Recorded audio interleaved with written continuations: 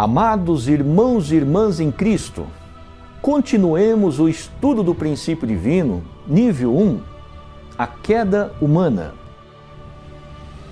O princípio divino elucida que todas as pessoas possuem uma mente original que as leva a rejeitar o mal e a buscar o bem. Porém, mesmo sem estarmos conscientes disso, somos impulsionados por forças malignas a abandonar o bem que a nossa mente original deseja e a cometer más ações. No cristianismo, o mestre dessas forças malignas é conhecido como Satanás.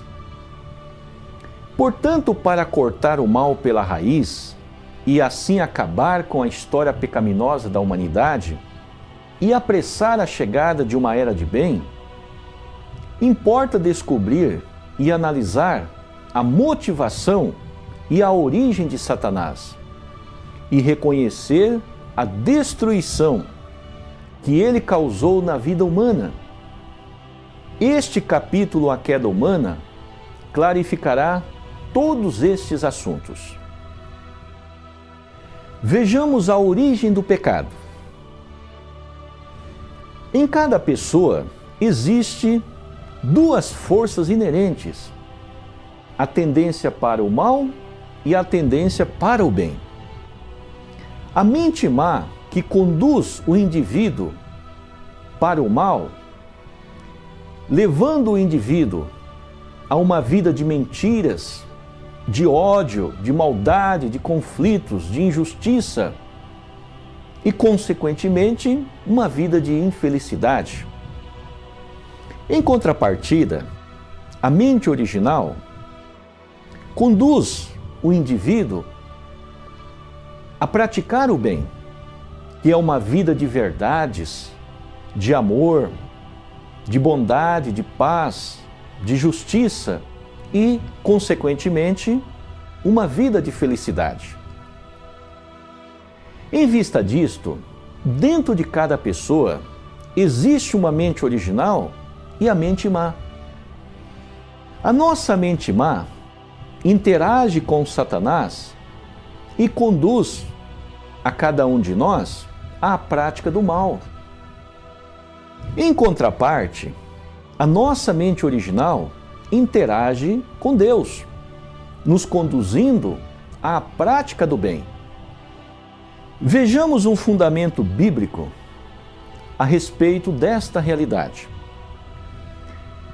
Em Romanos capítulo 7, versículo 19 e 20. Pois não faço o bem que quero, mas o mal que não quero, esse pratico. Ora, se não faço o que quero, já o não faço eu, mas o pecado que habita em mim. São palavras do apóstolo Paulo. Assim, somos testemunhas de que existe uma constante luta entre a mente original e a mente má no interior de cada pessoa. A mente má conduzindo o indivíduo à prática do mal e a mente original conduzindo o indivíduo à prática do bem. Assim, amados irmãos e irmãs, neste exato momento, os mistérios sobre a queda humana estão sendo revelados em detalhes a você. Há 2000 anos, o Senhor Jesus disse em João 16, versículos 12, 13 e 25: Ainda tenho muito que vos dizer, mas quando vier, porém, aquele, o Espírito da verdade, ele, no singular e no masculino, esta é uma profecia de Jesus, vos guiará a toda a verdade, porque não falará por si mesmo, mas dirá o que tiver ouvido e vos anunciará as coisas vindouras.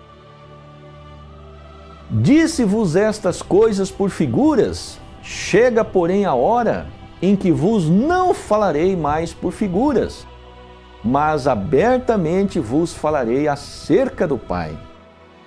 Portanto, Jesus profetizou que no tempo do segundo advento, Ele, o Cristo do segundo advento, abertamente e claramente falaria acerca da providência de Deus.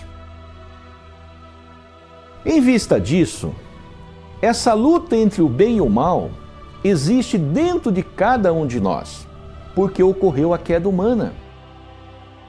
A Bíblia diz que a origem do pecado foi o resultado de Eva ter comido o fruto, e depois deu a Adão e ele comeu com ela.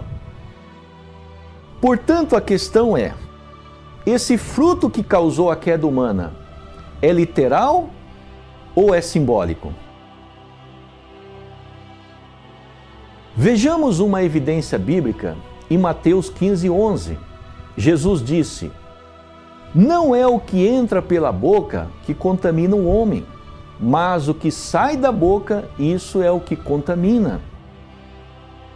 Portanto, de acordo com as palavras de Jesus, não foi um fruto comestível, não foi um fruto literal. Portanto, para entender melhor a natureza desse fruto, vamos analisar a árvore que produziu esse fruto. Amados irmãos e irmãs, primeiramente vejamos os símbolos relacionados com a queda humana. O primeiro símbolo, o significado da árvore da vida. O segundo símbolo, o significado da árvore da ciência do bem e do mal. O terceiro símbolo, o significado do fruto que causou a queda humana. O quarto símbolo, o significado da serpente que enganou Eva. O quinto símbolo, o significado do jardim do Éden. Vejamos as simbologias da árvore da vida e da árvore do conhecimento do bem e do mal, e do fruto que causou a queda humana. Vejamos primeiramente sobre a árvore da vida, se é literal ou se é simbólica. Os padres e pastores pregam que a árvore da vida é literal, que era uma árvore mesmo. Em seguida, evidenciaremos sobre a árvore do conhecimento do bem e do mal, se é literal ou se é simbólica. Os padres e pastores também ensinam que a árvore do conhecimento do bem e do mal era literal, que era uma árvore mesmo. Na sequência, evidenciaremos o fruto que causou a queda humana, se era literal ou se é simbólico.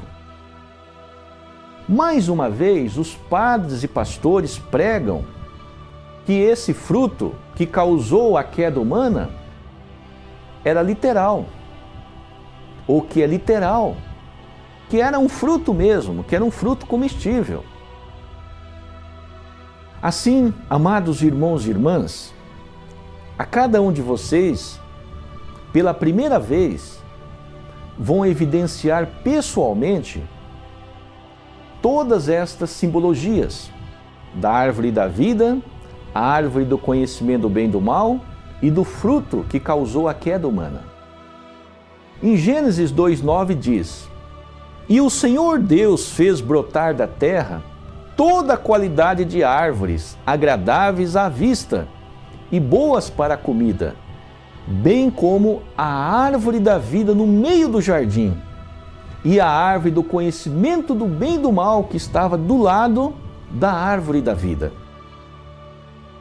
Agora em Gênesis 3:24, a Bíblia diz o seguinte: E havendo lançado fora o homem, pôs ao oriente do jardim do Éden os querubins, e uma espada flamejante que se envolvia por todos os lados, para guardar o caminho da árvore da vida.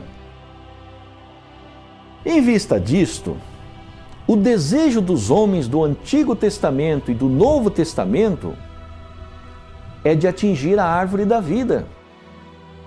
Em Gênesis 2:9, o desejo do homem, antes da queda, era de alcançar a árvore da vida. Em Provérbios 13:12, o desejo do homem do Antigo Testamento também era de alcançar a árvore da vida. Agora, no Novo Testamento, no Apocalipse 22:14, o desejo do homem continua sendo a de alcançar a árvore da vida.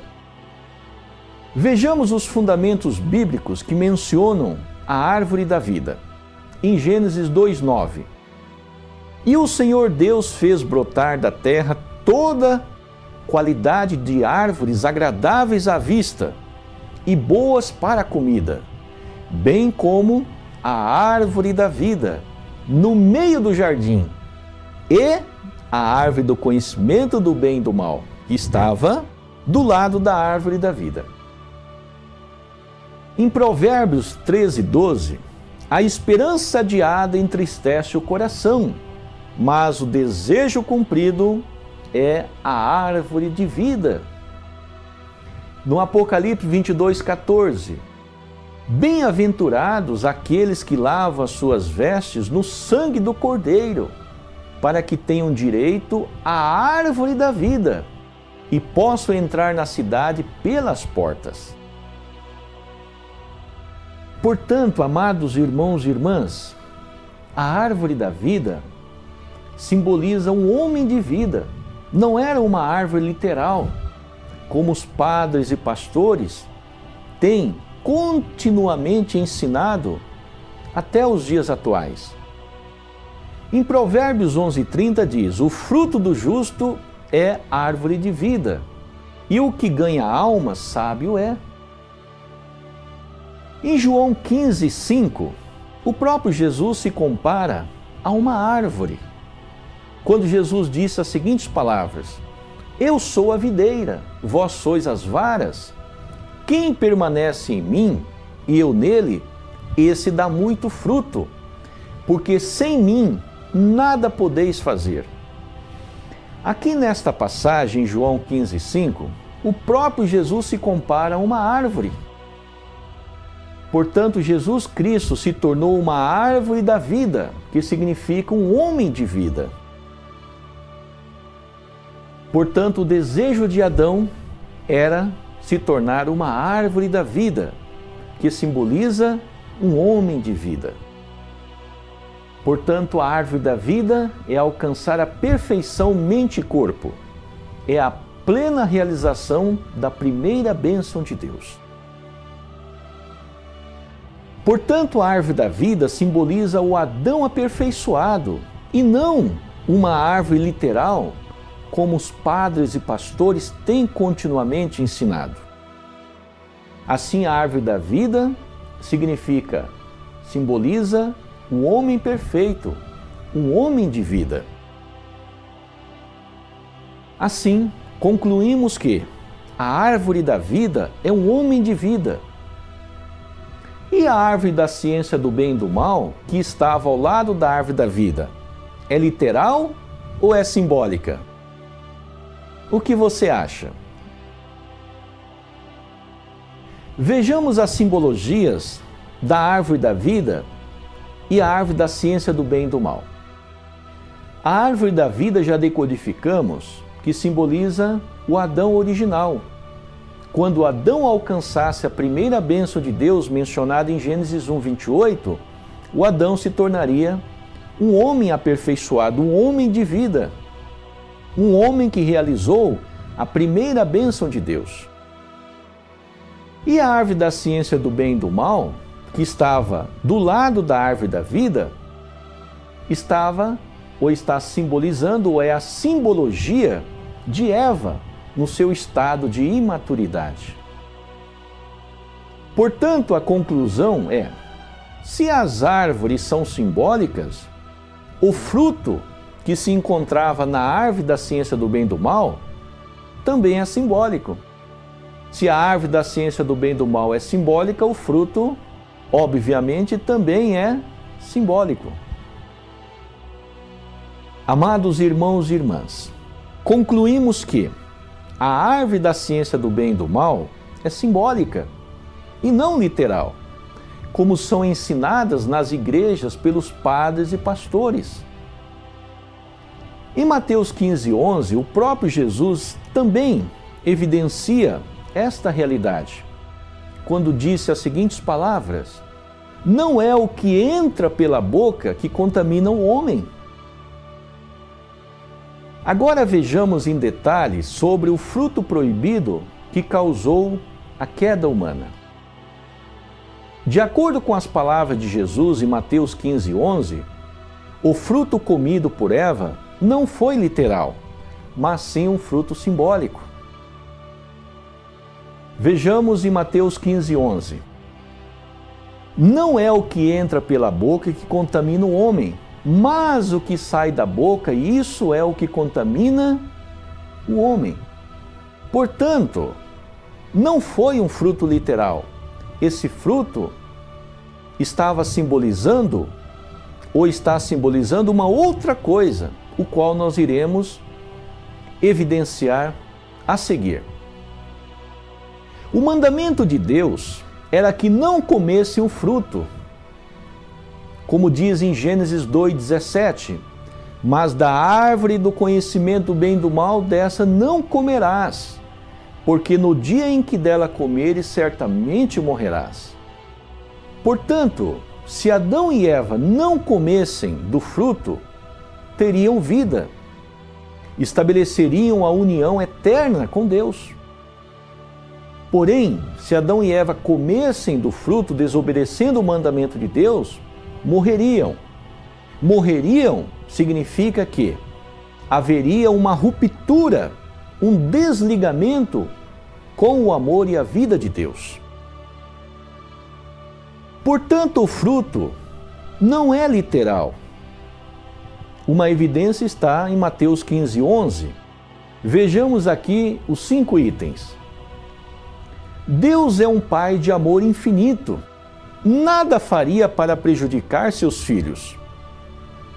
O segundo item, Deus é onisciente. Não tinha necessidade de colocar seus filhos em um teste. Terceiro item, todo alimento foi criado por Deus para a vida e não para matar os filhos. O quarto item, o pecado é transmitido pela linhagem de sangue e não pelo alimento. O quinto item, o instinto humano é voltado para a vida e não para a morte. Portanto, o fruto é simbólico. Vejamos a simbologia do fruto decodificado. A árvore do conhecimento do bem e do mal. A reprodução de uma árvore literal é através do fruto literal, através das sementes. E a reprodução do homem é através do órgão sexual. Portanto, o fruto é o órgão sexual de Eva, que não poderia ser comido antes de Eva e Adão alcançarem a primeira bênção, que é atingirem a maturidade biológica e a maturidade espiritual a nível de primeira bênção de Deus. Vejamos a preocupação do apóstolo Paulo com relação ao resultado da queda. Em 1 Coríntios, capítulo 7, versículos 37 e 38 diz: Todavia aquele que está firme em seu coração, não tendo necessidade, mas tendo domínio sobre a sua própria vontade, se resolver no seu coração guardar virgem sua filha, fará bem. De modo que aquele que dá em casamento a sua filha donzela faz bem, mas o que não a der, fará melhor. Vejamos a preocupação do apóstolo Paulo. Depois que Adão e Eva caíram, Adão e Eva adquiriram a linhagem contraditória de Satanás. E todo o legado de Adão e Eva, ou seja, toda a descendência de Adão e Eva, os filhos nasceriam com a linhagem de Satanás e não com a linhagem de Deus. Por esta razão, o apóstolo Paulo disse estas palavras. Vejamos mais em detalhes nos slides a seguir. Em Mateus 19:12, diz o seguinte: há eunucos, que são homens que não têm o órgão sexual, que o órgão sexual foi castrado, foi tirado. Então diz assim: há eunucos que pelos homens foram feitos tais, e outros há que a si mesmos se fizeram eunucos, por causa do reino dos céus. Quem pode aceitar isso, aceite-o. Portanto, eunuco significa homem castrado, que o órgão sexual foi retirado. Mais uma evidência de que a queda está relacionada com o sexo ilícito. Portanto, o fruto que Adão e Eva comeram não foi um fruto literal, como os padres e pastores têm continuamente ensinado para as multidões. A essa altura, amados irmãos e irmãs, é relevante ressaltar que Eva tinha dois caminhos. Se obedecesse a Deus, tornaria a árvore do conhecimento do bem. Por outro lado, se desobedecesse, tornaria a árvore do conhecimento do mal. Por essa razão, Eva foi simbolizada como a árvore do conhecimento do bem e do mal, porque Deus não poderia interferir na parcela de responsabilidade dos mesmos até que alcançassem a perfeição, porque os mesmos foram criados como co-criadores e para serem senhores da criação.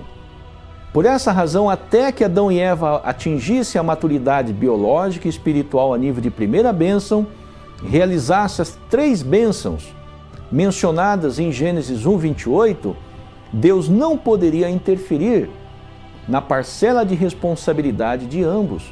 Foi por esta razão que Deus deu o mandamento para Adão e Eva não comerem do fruto. Vejamos agora a natureza da serpente. Amados irmãos e irmãs, para você, a serpente que enganou Eva foi uma serpente literal ou simbólica? Vejamos as características dessa serpente. Era capaz de pensar e comunicar-se com o homem. Conhecia o mandamento de Deus. A serpente é chamada de demônio e Satanás. Originalmente vivia no céu. Foi capaz de enganar o homem. Domina o espírito humano desde a queda até os dias atuais. Portanto, uma cobra, seja uma cascavel, uma jiboia, uma sucuri, ou qualquer que seja rastejante, não tem estas características. Em vista disto, a serpente não é literal, porém simbólica. Vejamos o fundamento bíblico. A serpente conhecia o mandamento de Deus. Em Gênesis 3:1. Ora, a serpente era o mais astuto de todos os animais do campo que o Senhor Deus tinha feito. E esta disse à mulher: é assim que Deus disse: não comereis de toda a árvore do jardim? Portanto, esta serpente induziu Eva a desobedecer o mandamento de Deus. Esta serpente, ela interagiu com Eva, fazendo-lhe uma pergunta. Vejamos outro fundamento bíblico. Essa serpente habitava no céu e foi precipitado o grande dragão, a antiga serpente, no Apocalipse 12:9. E foi precipitado o grande dragão, a antiga serpente, que se chama o Diabo e Satanás. Portanto, aqui no Apocalipse 12:9, diz que essa serpente chama Diabo e Satanás. Está esclarecendo a simbologia dessa serpente, que engana todo mundo. Foi precipitado na terra e os seus anjos foram precipitados com ele. Portanto, quando esse Diabo e Satanás foi precipitado, ele não foi precipitado sozinho, mas os anjos que também cometeram o pecado com ele foram lançados junto com ele para a terra. Eles caíram do nível que se encontrava para o nível inferior. O nível do bem para o nível do mal. Vejamos outro fundamento bíblico. Caíste do céu, Lúcifer, filho da aurora, estrela da manhã, filha da alva, como foste lançado por terra, tu que prostravas as nações, e tu dizias no teu coração: eu subirei ao céu acima das estrelas de Deus, exaltarei o meu trono, e no monte da congregação me assentarei, nas extremidades do norte. Subirei acima das alturas das nuvens, e serei semelhante ao Altíssimo. Isaías 14, versos 12 a 14. Portanto, essa serpente não é uma serpente rastejante, como tem ensinado os padres e pastores até os dias atuais. Neste fundamento bíblico, em 2 Pedro 2,4, Deus não poupou os anjos que pecaram. Porque se Deus não poupou os anjos, a anjos quando pecaram, mas lançou-os no inferno e os entregou-os aos abismos da escuridão, reservando-os para o juízo. Portanto, amados irmãos e irmãs, as características da serpente era capaz de comunicar-se com o homem, conhecia o mandamento de Deus, chamada antiga serpente de demônio e Satanás, originalmente vivia no céu, capaz de tentar o homem, domina o espírito humano desde a queda. A conclusão é óbvia. A serpente bíblica é Lúcifer, o arcanjo que seduziu Eva a comer o fruto proibido. Portanto, a serpente é a simbologia do arcanjo Lúcifer, como diz aqui no Apocalipse 12, versos 7 a 9. Assim, a serpente bíblica é a simbologia de Lúcifer, o arcanjo, que seduziu Eva a desobedecer o mandamento de Deus. Portanto, Lúcifer é simbolizado como a serpente enganosa. Essa serpente induziu Eva a desobedecer o único mandamento de Deus, comer o fruto proibido. Apocalipse 12:9, a serpente foi precipitada na terra e a terra tornou-se a moradia de Satanás. Agora vejamos a natureza do pecado do arcanjo Lúcifer. Nesta passagem, a Bíblia evidencia que foi o pecado da prostituição, o pecado do sexo ilícito. Aqui em Judas 1, versos 6 a 7. Aos anjos que não guardaram seu principado, mas deixaram a sua própria habitação, ele os tem reservado em prisões eternas, na escuridão, para o juízo do grande dia, assim como Sodoma e Gomorra. Qual era o pecado de Sodoma e Gomorra?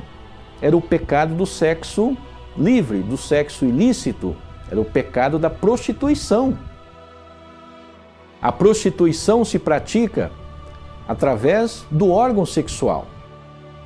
Portanto, o fruto que Deus disse para Adão e Eva não comerem é a simbologia do órgão sexual de Eva. Portanto, e as cidades circunvizinhas que, havendo se prostituído como aqueles anjos, portanto aqui disse que os anjos praticaram o pecado da prostituição e ido após outra carne foram postas como exemplo, sofrendo a pena do fogo eterno. Aqui em Judas 1, versos 6 a 7, a evidência bíblica é que os anjos cometeram o pecado da prostituição. Eles cometeram o pecado do sexo ilícito. Vejamos mais alguns detalhes. Evidenciemos que o pecado de Adão e Eva, de acordo com este fundamento bíblico, é que eles estavam nus, o homem e sua mulher, e não se envergonhavam, como diz aqui em Gênesis, capítulo 2, versículo 25. Mais uma vez evidenciemos o pecado de Adão e Eva com este fundamento bíblico, em Gênesis 3, 7. Então foram abertos os olhos de ambos e conheceram que estavam nus, pelo que coseram folhas de figueira e fizeram para si aventais. Adão e Eva fizeram aventais para cobrir a região da boca ou foi a região do órgão sexual? Aqui em Gênesis 3:7 nos evidencia que antes de Adão e Eva comerem o fruto, eles andavam nus e não se sentiam vergonha um do outro. Mas depois que comeram o fruto, eles sentiram vergonha e eles cobriram o órgão sexual. Portanto, o fruto não é um fruto literal, não é um fruto comestível, como os padres e pastores têm ensinado. Porque se fosse um fruto comestível, Adão e Eva teriam tampado, coberto a região da boca. Amados irmãos e irmãs, pela primeira vez, a humanidade, o cristianismo, os cristãos e demais contemporâneos, em 197 países, estão recebendo estas revelações através do princípio divino, revelado a toda a humanidade pelo reverendo Sammy Amun. Agora evidenciemos a natureza do pecado de Adão e Eva e o pecado dos anjos. O pecado de Adão e Eva, em Gênesis 2:25 e Gênesis 3:7, foi o sexo ilícito. Adão e Eva cobriram o órgão sexual. Portanto, o pecado de Lúcifer e dos anjos também foi o pecado do sexo ilícito.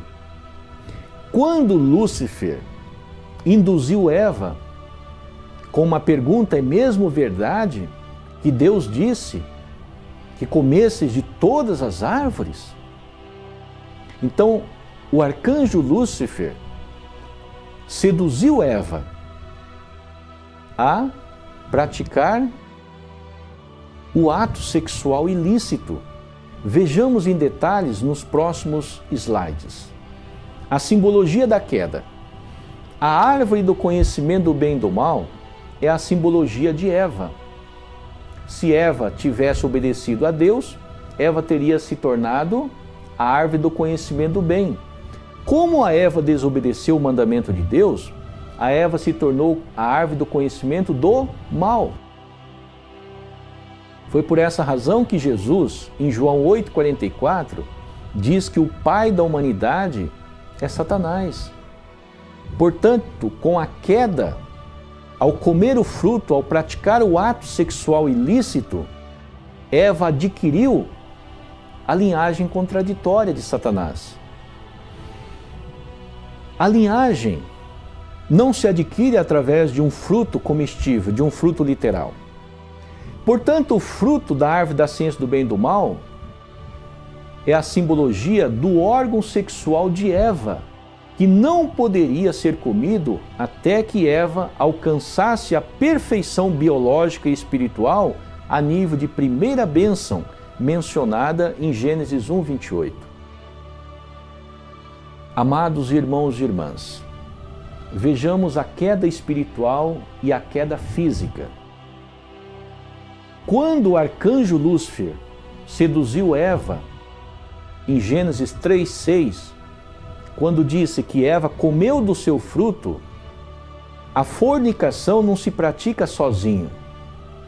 Portanto, Eva não praticou fornicação, ela não comeu do seu fruto sozinha. Ela teve a participação do arcanjo Lúcifer. Em Gênesis 3:6, diz que depois que Eva comeu do seu fruto, ela deu a seu marido e ele comeu com ela. Portanto, o relacionamento do arcanjo Lúcifer com Eva foi a queda espiritual. E o relacionamento de Eva com Adão foi a queda física. Vejamos como isso foi possível. Primeiramente, vejamos as evidências de que o pecado foi sexual. A religião ensina que a fornicação, o adultério, estão entre os maiores pecados. Os israelitas, o ritual da circuncisão, como uma condição de indenização para a purificação. A civilização avançada não consegue controlar a promiscuidade sexual. Vejamos no Gênesis 3, versos 12 a 13. Ao que respondeu o homem: a mulher que me deste por companheira deu-me a árvore e eu comi. Perguntou o Senhor Deus à mulher: que é isto que fizeste? Respondeu a mulher: a serpente enganou-me e eu comi. Portanto, houve a participação de 3 seres: o arcanjo Lúcifer, Eva e Adão. Evidenciemos a possibilidade da queda espiritual entre Eva e o arcanjo.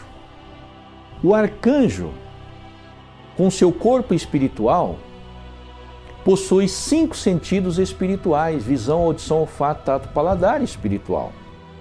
E Eva, com seu corpo físico, possui 5 sentidos físicos: visão, audição, olfato, tato, paladar. E com o seu corpo espiritual, Eva também possui,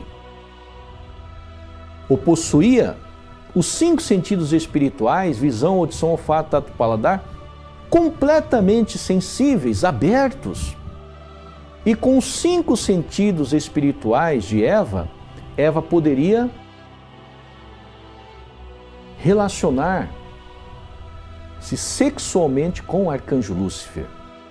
Vejamos outras evidências dessa possibilidade, dessa correlação, dessa interação entre um ser humano com um anjo.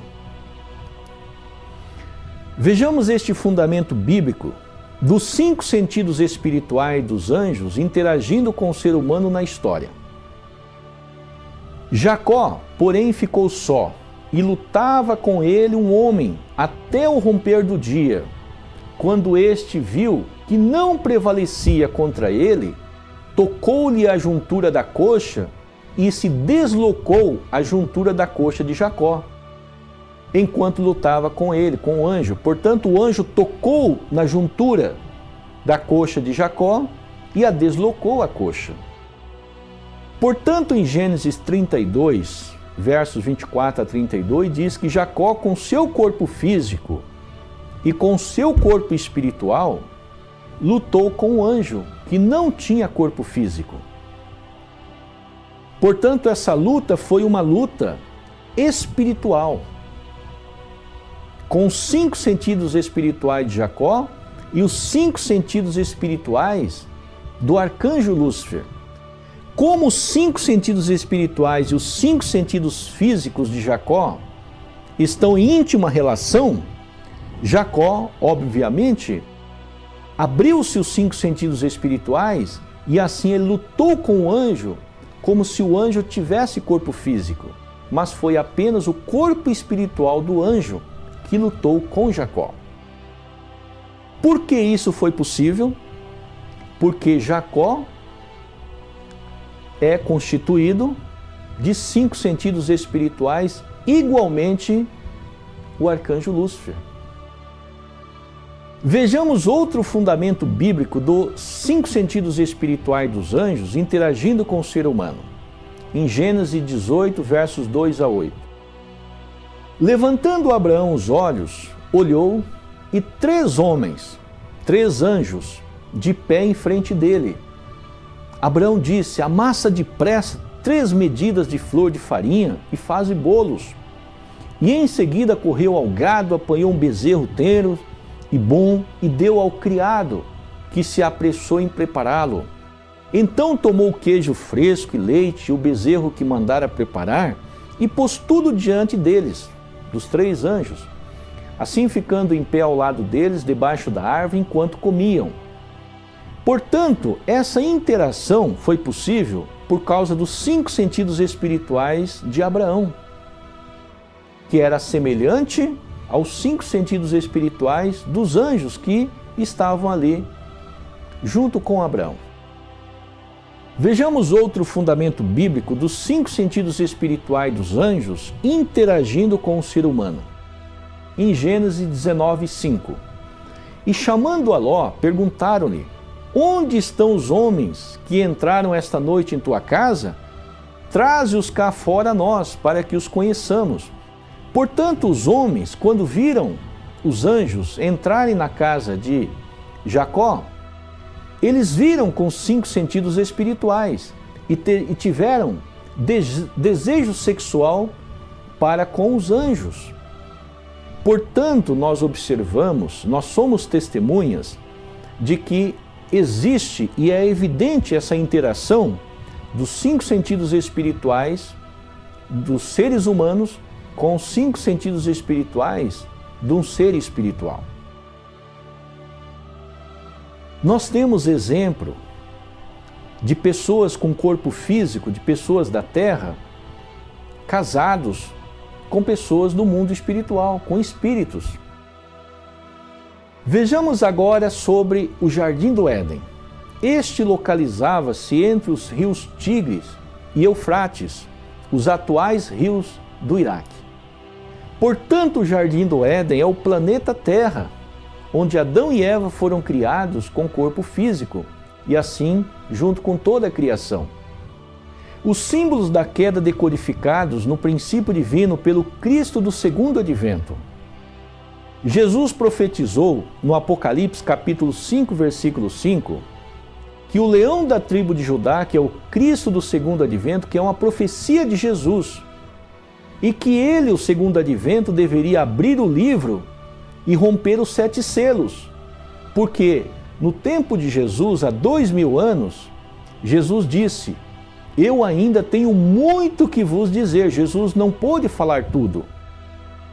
E também, em 1 Coríntios, capítulo 13, versículos 9 a 10, Paulo profetizou esta realidade. Em parte conhecemos e em parte profetizamos. Portanto, Paulo disse que o Evangelho é apenas uma parte da verdade. Está lá na sua Bíblia Sagrada, em 1 Coríntios 13, versículos 9 e 10. Em parte conhecemos, em parte profetizamos, mas quando o Espírito da verdade, então Paulo também estava profetizando o segundo advento do Messias, o segundo advento de Cristo.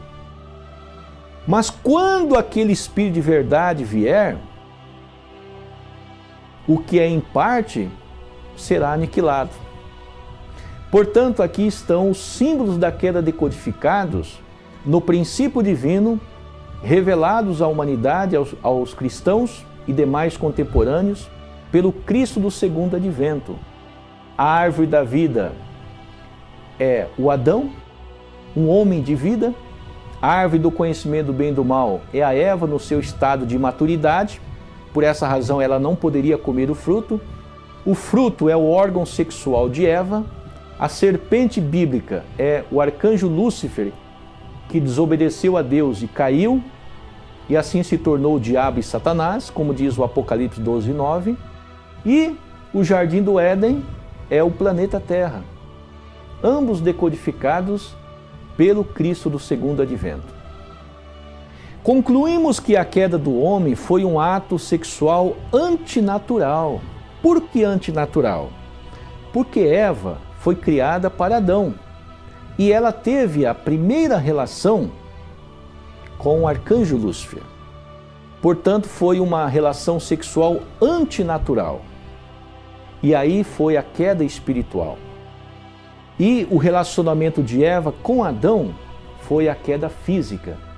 Por esta razão, o Cristo precisa vir fisicamente para resolver o problema da queda espiritual e da queda física inerente em toda a humanidade. O Cristo do segundo advento vem com a linhagem de Deus para erradicar a linhagem de Satanás no aspecto espiritual, que é a queda espiritual, e também no aspecto físico, o qual ocorreu a queda física.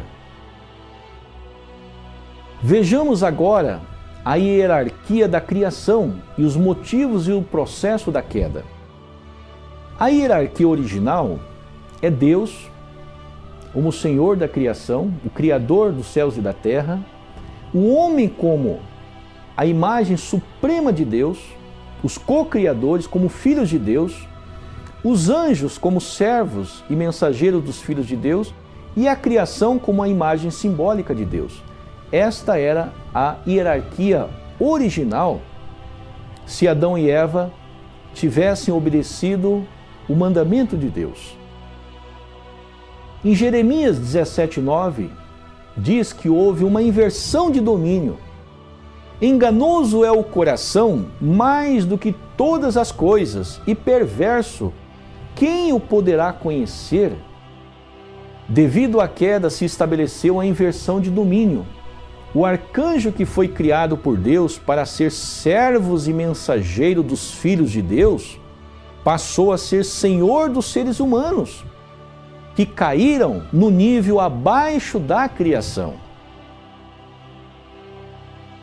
Portanto, amados irmãos e irmãs, a queda provocou a inversão de domínio. O arcanjo Lúcifer, que deveria ser dominado pelo amor e pela responsabilidade dos seres humanos, dos filhos de Deus, passou a dominar os seres humanos. Por essa razão, a evidência em Jeremias 17:9, enganoso é o coração, mais do que todas as coisas, e perverso, quem o poderá conhecer? Foi por essa razão, houve a inversão de domínio. Vejamos a missão dos anjos. Os anjos foram criados por Deus como mensageiros e servos. Em Gênesis 18:10, Lucas 1:30-31, Atos 12, versos 7 a 10 e Hebreus capítulo 1, versículo 14. Vejamos o fundamento bíblico de que os anjos foram criados como mensageiros dos filhos de Deus. Gênesis 18:10. E um deles lhe disse: certamente tornarei a ti no ano vindouro, e eis que Sara, tua mulher, terá um filho. E Sara estava escutando à porta da tenda que estava atrás dele. Portanto, o anjo veio e anunciou a Abraão que Sara teria um filho. Esta é a missão dos anjos. Vejamos outro fundamento bíblico da missão dos anjos, como mensageiros dos filhos de Deus. Em Lucas 1:30-31. Disse-lhe então o anjo: não temas, Maria, pois achaste graça diante de Deus. Eis que conceberás e darás à luz um filho, ao qual porás o nome de Jesus. Mais uma vez, a evidência de que o anjo foi criado por Deus para auxiliar os seres humanos, auxiliar os filhos de Deus.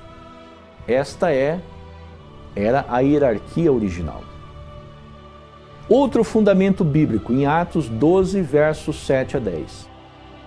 E eis que sobreveio um anjo do Senhor, e uma luz resplandeceu na prisão, E ele, o anjo, tocou no lado de Pedro e o despertou, dizendo: levanta-te depressa. E caíram-lhe das mãos as cadeias. Disse-lhe ainda o anjo: cinge-te e calça as tuas sandálias. E ele o fez. Disse-lhe mais: cobre-te com a tua capa e segue-me. Esta é mais uma evidência da missão dos anjos em assessorar os filhos de Deus. Outro fundamento bíblico que evidencia a missão dos anjos, Hebreus 1,14. Não são todos eles espíritos ministradores enviados para servir a favor dos que hão de herdar a salvação? Este fundamento bíblico, em 1 Coríntios 6,3, evidencia que os seres humanos foram criados para serem os senhores da criação e os co-criadores e subjugar até mesmo os anjos. Não sabeis vós que havemos de julgar os anjos? Quanto mais as coisas pertencentes a esta vida? Portanto, Adão e Eva foram criados por Deus para serem os co-criadores, os senhores da criação, e serem a representação substancial, a imagem substancial de Deus, a incorporação da palavra de Deus diante de toda a criação, inclusive diante dos anjos, como senhores da criação. Portanto, a hierarquia original da criação é Deus, Adão e Eva como filhos de Deus, a imagem suprema de Deus, Lúcifer e os anjos como servos e mensageiros de Deus, dos filhos de Deus. Portanto, neste gráfico, nós visualizamos, nós evidenciamos que o amor que Lúcifer recebia de Deus antes da criação de Adão e Eva e o amor que passou a receber de Deus depois da criação de Adão e Eva não mudou. Era o mesmo nível de amor. Porém, Lúcifer sentiu-se diminuído porque Adão e Eva foram criados como filhos de Deus e o arcanjo e os anjos como servos e mensageiros dos filhos de Deus. Essa foi uma das motivações de Lúcifer tentar Eva para comer o fruto proibido, para poder se colocar em uma posição superior à dos filhos de Deus. O desejo excessivo de Lúcifer em fornicar com Eva aconteceu que todas as vezes que o arcanjo Lúcifer olhava para a criação de Deus, presenciava os pares, macho e fêmea. Em cada uma das espécies tinha macho e fêmea. Inclusive o Adão tinha o seu par, que era a Eva. E no reino dos anjos havia apenas os anjos masculinos. E isso foi outra motivação para a fornicação com a filha de Deus, a futura esposa de Adão. Lembremos que os respectivos pares femininos para os anjos seriam criados por Deus somente após a obediência de Adão e Eva, que foram criados para serem os senhores da criação, não comerem o fruto proibido e, consequentemente, Adão e Eva realizariam as 3 bênçãos mencionadas em Gênesis capítulo 1, versículo 28. Após a realização das 3 bênçãos, o Senhor Deus criaria aos anjos as suas respectivas esposas. Mas para isso, os anjos teriam que esperar até que os filhos de Deus pudessem realizar as 3 bênçãos mencionadas em Gênesis 1, 28. Esta é a hierarquia original da criação. Vejamos como foi possível a queda da humanidade.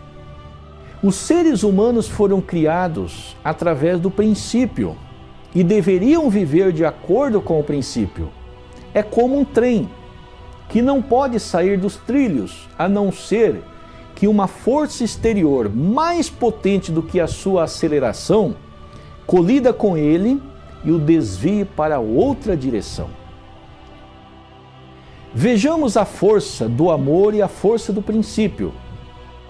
O poder do amor é mais forte do que o poder do princípio.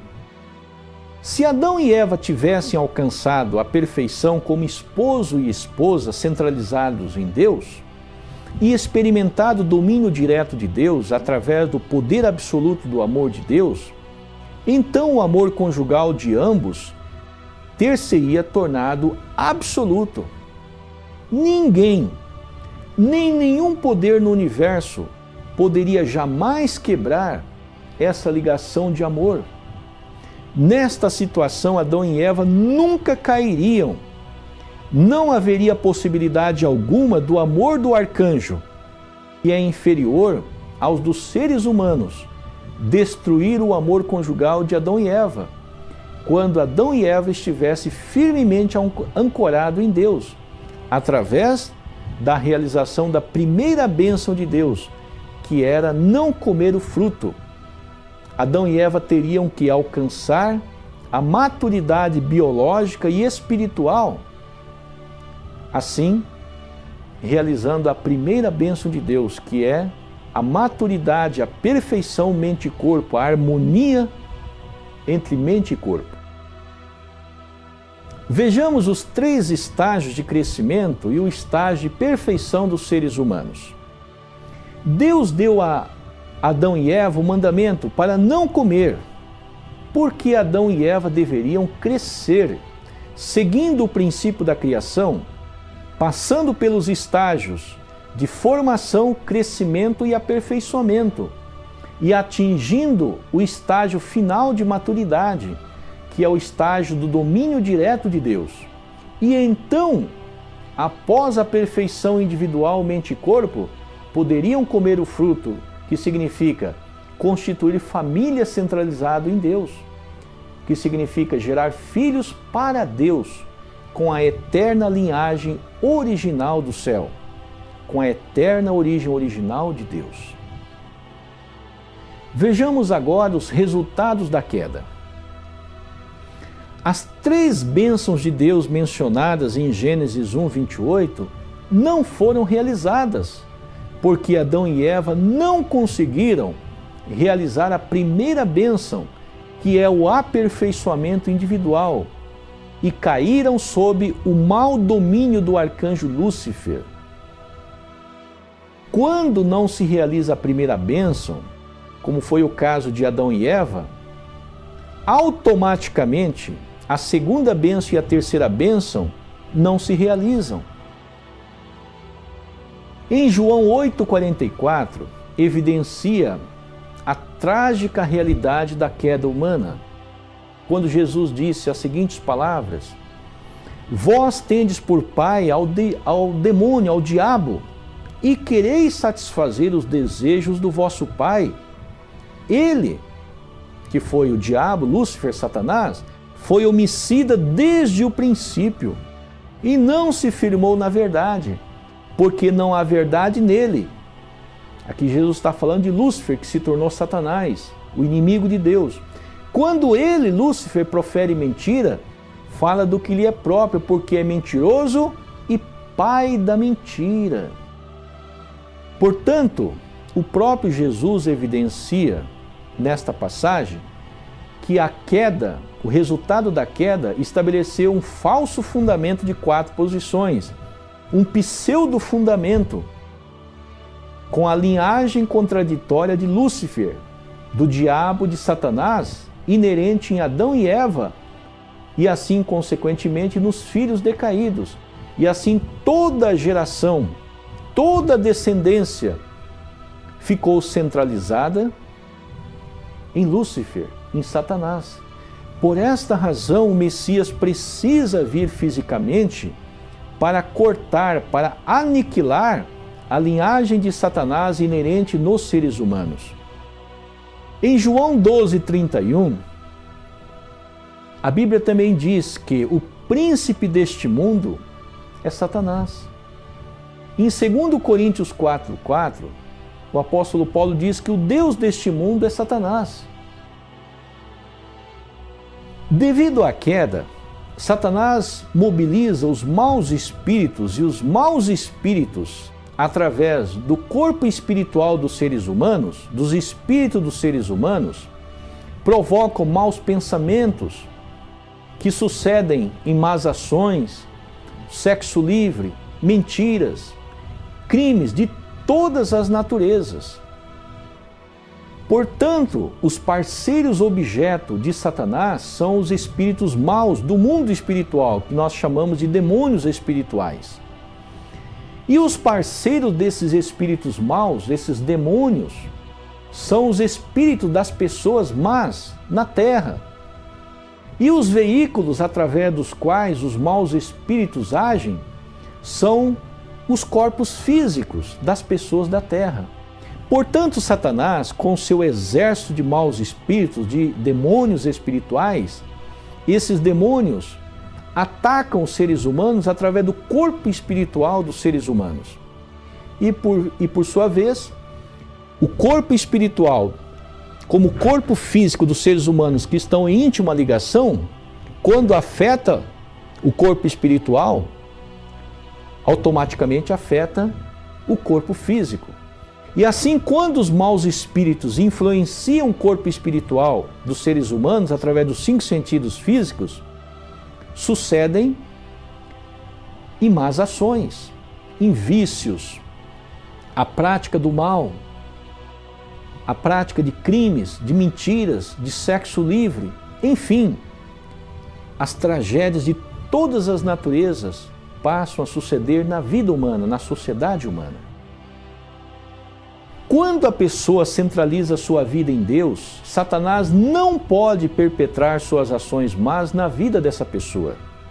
Os maus espíritos que são objeto de Satanás só podem atuar na vida de uma pessoa quando encontra um parceiro objeto com o qual possa formar uma base comum e empreender uma ação de dar e receber. Portanto, Satanás, os maus espíritos, só têm poder de influenciar, de trabalhar com a pessoa, conduzindo ela para o mau caminho, se ela der condições, se ela estabelecer uma base correlativa em dar e receber com esses maus espíritos. Isso começa através de maus pensamentos e de maus sentimentos, que acabam levando, conduzindo os indivíduos a praticarem atos maus, centralizados em Satanás. Em vista disto, devido à queda, os seres humanos ficaram divididos entre Deus e Satanás. Quando pratica o mal, faz a vontade de Satanás. Quando pratica o bem, faz a vontade de Deus. Esta é mais uma evidência do resultado da queda humana. Todos os indivíduos ficaram divididos entre a mente original, que está ligada a Deus, e a mente má, que correlaciona com Satanás, através da linhagem de Satanás. Vejamos os fundamentos bíblicos da linhagem contraditória de Satanás nos seres humanos. Em Lucas 22:3, a Bíblia diz que entrou então Satanás em Judas, que tinha por sobrenome Iscariotes, que era um dos 12. Por que Satanás entrou em Judas? Porque Judas veio da linhagem de Adão e Eva. Judas tinha inerente a linhagem contraditória de Satanás. Portanto, uma vez que Judas deu condição para Satanás trabalhar com ele, então Judas passou a ser um objeto de Satanás. No 4º capítulo, intitulado A Missão do Messias, nós iremos estudar mais profundamente acerca desta passagem de Lucas 22:3. Um outro fundamento bíblico da linhagem contraditória nos seres humanos. Em 1 João capítulo 1, versículo 8. Se dissermos que não temos pecado nenhum, enganamo-nos a nós mesmos, e a verdade não está em nós. Portanto, aqui mais uma evidência de que nós temos a linhagem contraditória de Satanás. Por esta razão, nós precisamos do Messias, para que o Messias possa erradicar, cortar, remover, erradicar essa ligação, essa linhagem que nós temos com Satanás, o qual Jesus disse em João 8,44. Outro fundamento bíblico da linhagem contraditória nos seres humanos está em Romanos 3, versos 10 a 14. Como está escrito, não há justo, nem sequer um, não há quem entenda, não há quem busque a Deus. Todos se desviaram, juntamente se fizeram inúteis. Não há quem faça o bem, não há nenhum só.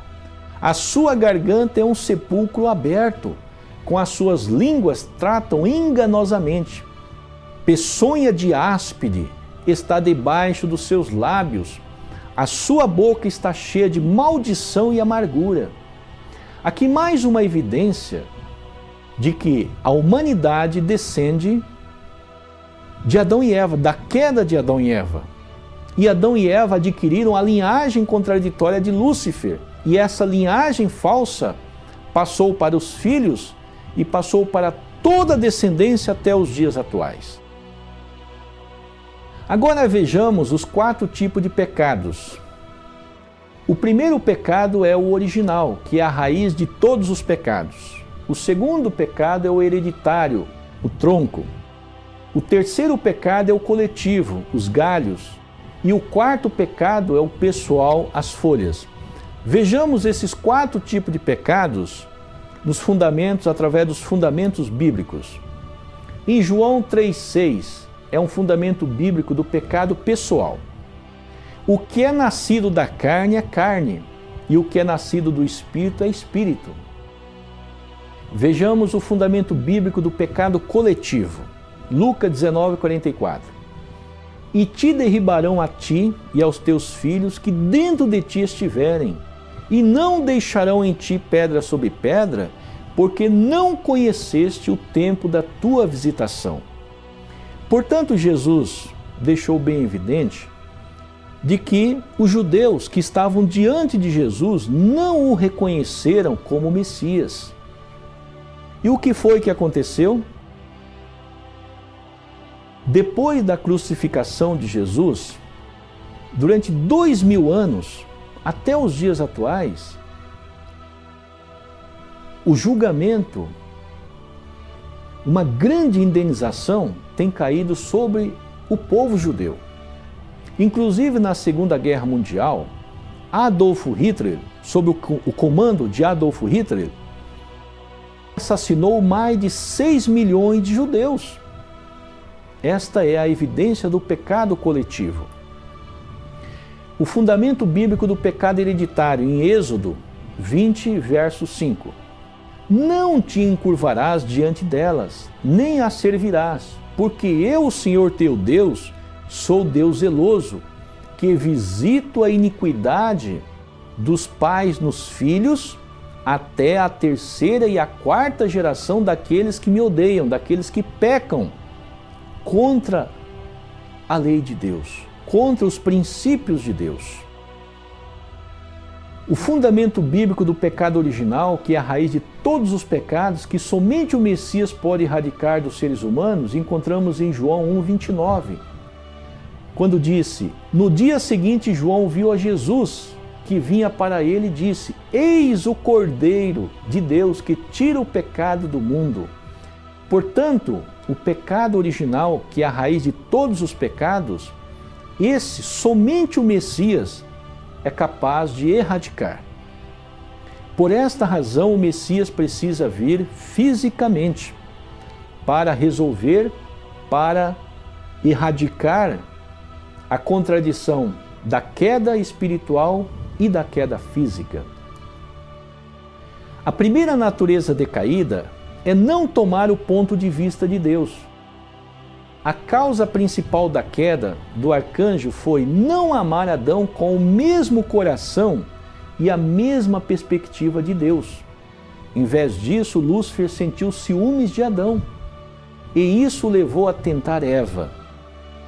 Um exemplo dessa característica da natureza decaída é quando um cortesão sente ciúmes do favorito do rei, em vez de respeitá-lo com sinceridade por ser amado pelo rei. A segunda natureza decaída é abandonar a sua posição natural. Procurando receber mais amor de Deus, Lúcifer desejou usufruir no mundo humano da mesma posição de amor que gozava no mundo angélico. Este desejo perverso levou-o a abandonar a sua posição natural e cair. As pessoas são induzidas por desejos perversos a ultrapassarem os limites do que é certo e a excederem-se devido a esta característica primária da natureza decaída. Vejamos o fundamento bíblico da segunda natureza decaída, em Judas 1, versos 6 a 7. Aos anjos que não guardaram seu principado, mas deixaram a sua própria habitação. Portanto, os anjos deixaram a sua posição, deixaram o seu principado. Um outro fundamento bíblico da segunda natureza decaída, em Isaías 14, versos 13 a 14.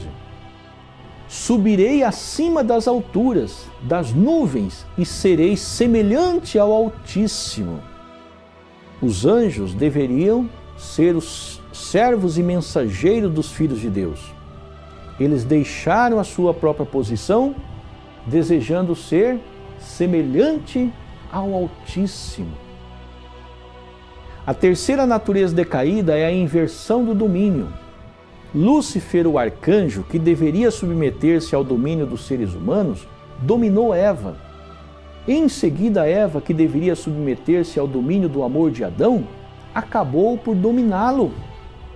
Esta ruptura da ordem natural gerou frutos amargos.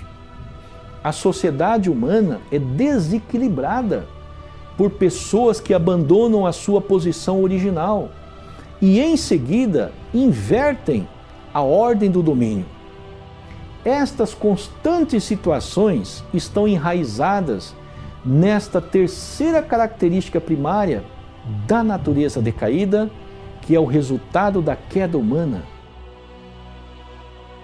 A quarta natureza decaída é a multiplicação do ato criminoso. Se depois de cair, Eva não tivesse repetido o seu pecado ao seduzir Adão, Adão teria permanecido intacto. A restauração de Eva teria sido relativamente fácil. Todavia, Eva transmitiu seu pecado a Adão, quando induziu Adão a cair. A tendência das pessoas más de envolver outras numa teia crescente de crimes provém desta característica primária da natureza decaída. Portanto, amados irmãos e irmãs, devido à queda humana, a providência da salvação teve que ser estabelecida por Deus. Enviar o Messias para aniquilar o falso fundamento de 4 posições centrado em Satanás. Consequentemente, erradicar a falsa linhagem de Satanás dos seres humanos e realizar o fundamento original de 4 posições, agora centrado em Deus. Assim, o fundamento original de 4 posições, realizado pelo Messias, é a base eterna do reino dos céus na terra e, consequentemente, no mundo espiritual. Por esta razão, o Messias, o Cristo, precisa vir em corpo físico para aniquilar a linhagem de Satanás inerente em toda a humanidade.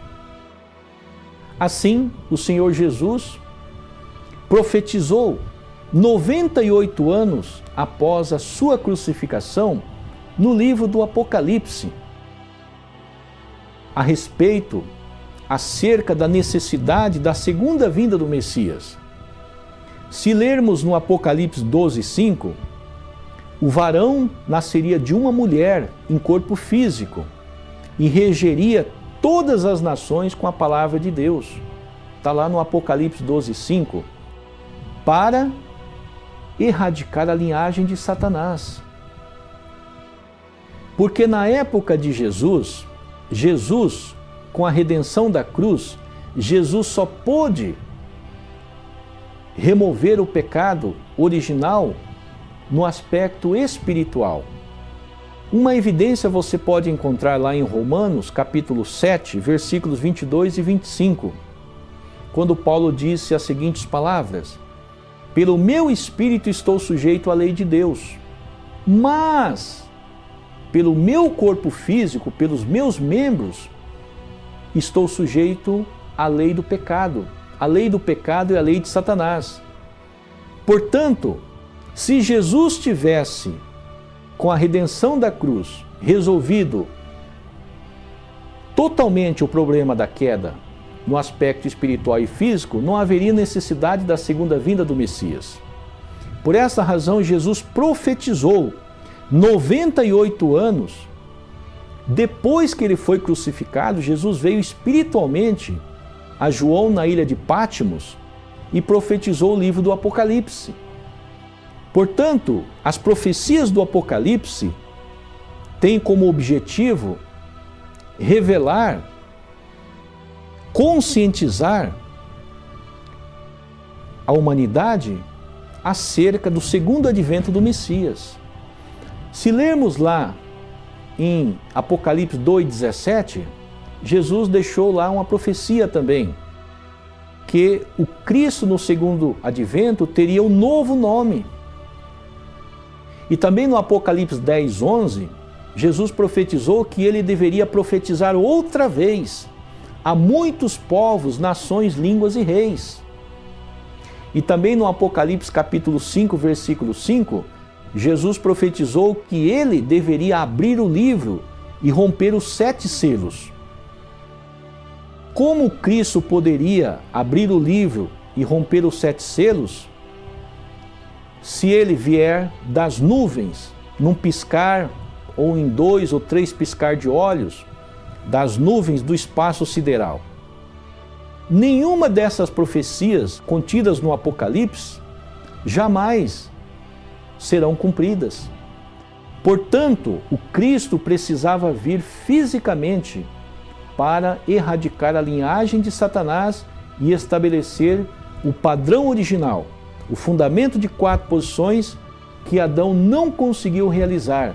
E Jesus, há 2000 anos, veio para realizar, e devido à descrença do povo judeu, Jesus não pôde realizar a cerimônia substancial do selo de Deus. E assim Jesus profetizou no Apocalipse 22:14, bem-aventurados aqueles que lavam as suas vestiduras no sangue do Cordeiro, para que tenha direito à árvore da vida e possa entrar na cidade pelas portas.